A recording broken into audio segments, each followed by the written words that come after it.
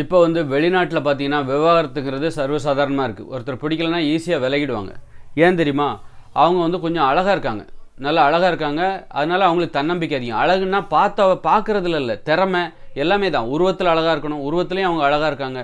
எங்கெல்லாம் விவாகரத்து சர்வசாதாரணமா இருக்குதுன்னு பார்த்தீங்கன்னா, ஜப்பான், சைனா, அப்புறம் வந்து அமெரிக்கா, இங்கிலாந்து, பிரான்ஸ், ஜெர்மனி இங்கெல்லாம் பார்த்தீங்கன்னா, அழகா இருக்காங்க. ஆண்களும், பெண்களும் அழகா இருக்காங்க. அவங்களுக்கு பயம் இல்ல. இவங்க இல்லன்னா எனக்கு இன்னொருத்தர் அப்படிங்கிற அந்த நம்பிக்கை அவங்க வர்றதுக்கு காரணம், அந்த தன்னம்பிக்கைக்கு காரணமே அவங்க அழகா இருக்காங்க. அழகுங்கிறது வெறும் பார்வையில மட்டும் கிடையாது. பார்வையிலும் அவங்க அழகா இருக்காங்க.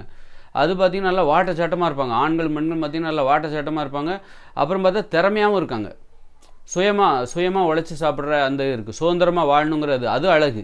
சுதந்திரமா வாழணும்னு நினைக்கிறாங்கல்ல, சுதந்திரமா பேசுறது, அது ஒரு அழகு. அப்புறம் வந்து சுயமா பொருளாதாரத்தை தேடிக்கொள்கிற ஒரு திறன். அந்த திறமை தான் அழகு. அந்த திறமையும் அழகு. அப்புறம் நல்ல பண்பு அவங்ககிட்ட இருக்கு. இப்போ நல்ல ஒரு அன்பை வெளிப்படுத்தும் விதமாக கட்டி பிடிச்சுப்பாங்க. கன்னத்தோடு கன்னம் உரசி கொள்வார்கள். இதெல்லாம் வந்து ஒரு நல்ல நாகரிகமான பண்பு. நம்ம ஆட்கள் வந்து விலையை தொட்டா கூட அது தப்பா இருக்குமோ, தொடுதல் கூட ஒரு தப்பானது, தப்பான உணர்ச்சி அப்படின்னு இவங்க நிறைய குழப்பிக்கிறாங்க. அப்போ வெளிநாட்டில் ஏன் விவாகரத்துலாம் சர்வசாதாரணமாக நடக்குது அப்படின்னா, அவங்களுக்கு தன்னம்பிக்கை அதிகம், அழகாக இருக்காங்க, திறமையாக இருக்குது. திறமை எல்லாம் தான் பிறரது இடையூறுகளை அவங்க சகிச்சிக்க மாட்டாங்க. இப்போ சகிச்சுக்கிட்டு அடிமையாலாம் அவங்க இருக்க மாட்டாங்க. இப்போ நம்ம நாட்டில் பார்த்தீங்கன்னா, வீட்டோடு இருக்கிறது, எல்லா வேலையும் செய்கிறது, ஆம்பளைங்க சோம்பேறியாக இருக்கிறது, இதெல்லாம் வெளிநாட்டில் சாத்தியம் கிடையாது. அவங்க வந்து குடும்பமாக இருந்தாலும் பிரிச்சுப்பாங்க. இன்றைக்கி இந்த வாரம் நீ சமைக்கணும், இந்த வாரம் நான் துணி துவைப்பேன், இந்த வாரம் நீ வந்து பிள்ளைகள்கிட்ட சொல்லிடுற, நீ பிளேட்டை கழுவுறது உன் வேலை, இந்த மாதிரி அவங்க இருப்பாங்க. யாரும் ஏமாத்துறதுக்காக, உறவுகளுக்காக ஏமாத்தல மாட்டாங்க, அடிமையாலாம் மாட்டாங்க. அந்த மாதிரி விழிப்பாக இருக்குது. அந்த மாதிரி அவங்ககிட்ட வந்து தன்னம்பிக்கை அதிகம். அவங்க எல்லா விதத்துலையுமே வந்து அழகாக இருக்காங்க. திறமையிலையும் சரி, சுதந்திரமாக வாழ்வதுலையும் சரி, பழக்க வழக்கங்கள்லையும் சரி, ரொம்ப தன்னம்பிக்கை. படித்தவர்களாக இருக்கிறார்கள், படிக்காதவர்கள் இங்கே இல்லவே இல்லை. ஏன் இங்கே படிக்காமல் இருக்காங்க? மற்றவங்கள நம்பி தான் படிக்காமல் இருக்காங்க. இன்றைக்கி பெண்கள் நிறைய பேர் படிக்காமல் இருக்காங்க, வேலைக்கு போகாமல் இருக்காங்க. வேலைக்கு போகணுங்கிற எண்ணம் இல்லை அப்படின்னா, இப்போவே அவங்க என்ன பண்ணுறாங்க? யாரோ ஒருத்தருக்கு அடிமையாகிறதுக்கு முடிவு பண்ணிட்டாங்க. யாரோ ஒருத்தரை நம்பி தன்னுடைய சுதந்திரத்தை பணயமாக வைக்கிறதுக்கு முடிவு பண்ணிட்டாங்க. சுதந்திரத்தையும் சுயமரியாதையும் இழக்கிறதுக்கு இப்போவே முடிவு பண்ணிட்டாங்க. அவங்க பெற்றவங்களும் முடிவு பண்ணிட்டாங்க, அது பிள்ளைகளும் ஒத்துக்கிட்டாங்க. ஆனால் அது வெளிநாட்டில் உள்ளவங்க அதுக்கு சம்மதிக்க மாட்டாங்க. என்னுடைய சுதந்திரத்தை நான் விட்டு கொடுக்க மாட்டேன், சுயமரியாதை விட்டு கொடுக்க மாட்டேன், என்னுடைய வருமானத்தை தேடுகிற இந்த திறமை, அது வந்து ஒரு திறமை, வருமானத்தை தேடுவது என்பது உனது திறமை, அந்த திறமையை நான் விட்டு கொடுக்க மாட்டேன். இப்படி அவங்க வந்து எல்லா விதத்துலேயும் வந்து தன்னம்பிக்கை நிறைந்தவர்களாக இருக்கிறார். பார்க்கறதுக்கும் அழகாக இருக்காங்க, நல்ல நாகரிகமான உடைகளை அணிகிறாங்க. நம்ம நாட்டு பெண்கள் மாதிரி சேலை உடுத்துறது, ஓடுனா தடிக்கி விழுந்துருவாங்க. ஒரு யோகாசனம் பண்ண முடியாது, அந்த சேலையை உடுத்திக்கிட்டு யோகாசனம் உடற்பயிற்சியெல்லாம் செய்ய முடியாது. ஆனால் இப்போ வெளிநாட்டு பெண்கள் ஆடையில் சுதந்திரமாக இருக்காங்க. நீ புடவை தான் கட்டணும் அப்படின்னு சொன்னால் அந்த மாதிரியெல்லாம் அங்கே யாரும் சொல்ல முடியாது. இப்படி அவர்கள் தன்னம்பிக்கை மிகுந்தவர்களாக இருப்பதால் தான் வெளிநாடுகளில் பிரிவது என்பது சாதாரணமாக, உறவும் பிரிவும் அங்கே சாதாரணமாக இருக்குது. காதலுக்கு அங்கே எந்த தடையும் கிடையாது. இங்கே என்னதுன்னா, மக்களுக்கு தன்னம்பிக்கை குறைவு.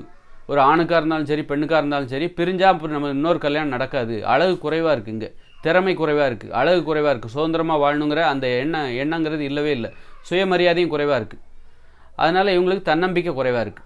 ஒரு கல்யாணம் ஆச்சு, பிரிஞ்சாச்சுன்னா, விவாகரத்து ஆச்சுன்னா நமக்கு இன்னொரு கல்யாணம் நடக்காது அப்படின்னு இவங்க பயப்படுறாங்க.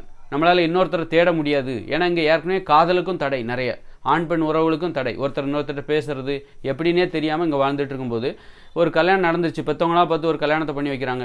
அப்போ இன்னொரு கல்யாணம் பண்ணுறதுக்கு நமக்கு வாய்ப்பு இல்லை. இதை விட்டுட்டோம்னா நமக்கு இன்னொரு கல்யாணம் பண்ணுறதுக்கு வாய்ப்பு இல்லை, இன்னொரு கல்யாணம் நடக்காது, இன்னொரு கல்யாணத்தை நாமளே சுயமாக முயற்சி பண்ணுற அளவுக்கு நமக்கு தன்னம்பிக்கை கிடையாது. அதனால் நம்ம என்ன பண்ணணும்? இருக்கிற கல்யாணம் பிடிக்குதோ பிடிக்கலையோ நம்ம வாழ்ந்துடணும்.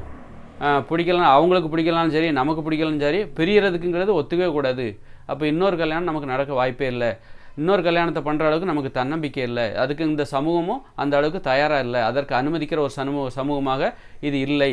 ஆண் பெண் உறவுக்கு நிறைய தடைகளை போட்டு வச்சுருக்கு அப்படின்னால இங்கே வந்து விவாகரத்துக்கு சம்மதிக்க மாட்டாங்க. பிடிக்கலனாலும் வாழ்ந்துருவாங்க. அடிமையாக இருந்தால் கூட நான் வாழ்ந்துருவேன், வாழ்க்கைக்கு அடிமையாக வாழ்கிறதுக்கு, பிரியறதுக்கு பயப்படுறாங்க. அதனால் அந்த மாதிரி தான். அதனால தான் இங்கே வந்து பார்த்திங்கன்னா, இங்கே வந்து தன்னம்பிக்கை குறைவாக இருக்கிறனால தான் விவாகரத்துலாம் வந்து பிடிக்கலனாலும் வாழ்ந்துடுறாங்க. பிடிக்காத ஒரு வாழ்க்கையை வெளிநாடுகளில் பெரும்பாலானவங்க வாழ மாட்டாங்க. பிடிக்கலனாலும் வாழ்கிறதுக்கு என்ன காரணம்? அது கலாச்சாரம் கிடையாது, தன்னம்பிக்கை குறைவு. வெளிநாட்டில் உள்ளவங்களுக்கு தன்னம்பிக்கை அதிகமாக இருக்குது. ஜப்பான், சைனா, ரஷ்யா, அப்புறம் அமெரிக்கா, இங்கிலாந்து, ஃப்ரான்ஸு, ஜெர்மனி, இந்த மாதிரி முன்னேறிய நாடுகள், ஆஸ்திரேலியா, முன்னேறிய நாடுகள் எல்லா இடத்துலையும் அங்கே தன்னம்பிக்கை அதிகமாக. அதனால வாழ்க்கை எப்படி வாழணும், வாழ்க்கைன்னா என்னன்னு அவங்களுக்கு தெரிஞ்சிருக்கு. அன்பு, பாசம், சுயமரியாதை, சுதந்திரம், இதுதான் வாழ்க்கை அனுபவிக்க அவர்களுக்கு தெரிந்திருக்கிறது. அவர்கள் தன்னம்பிக்கை மிகுந்தவர்களாக இன்னொருத்தர் தனது பொருளாதாரத்திற்காக இன்னொருத்தர் நம்புகிறவர்களாக அவர்கள் இல்லை என்பதுதான். இங்கே வந்து அந்த அடிமைத்தனம் இருக்குது. பிறரை நம்புகிற அந்த அடிமைத்தனம் இருப்பதால் தான் இங்கு விவாகரத்தினாலே பயப்படுறாங்க. நல்லதோ கெட்டதோ, பிடிக்குதோ பிடிக்கலையோ, நான் அடிமையாகவே ஒரு மூலையில் நான் இருந்துக்கிறேன், வேலைக்கு சோறு போடுங்க, நான் வெளியே வேலைக்கு எதுவும் போகல, என் சுதந்திரத்தையும் என்னுடைய சுயமரியாதையும் நான் உங்கள்கிட்ட எழுதி பத்திரமா கொடுத்துட்றேன், நீங்கள் என்னெல்லாம் பண்ணுங்கள், அடிங்க, அடித்தாலும் புருஷன் நீ புருஷன், அடித்தாலும் நீ வந்து புருஷன் தான், காரி துப்புனாலும் நீ கணவன் தான் அப்படின்னு சொல்லிட்டு வாழ்ந்துடுறாங்க.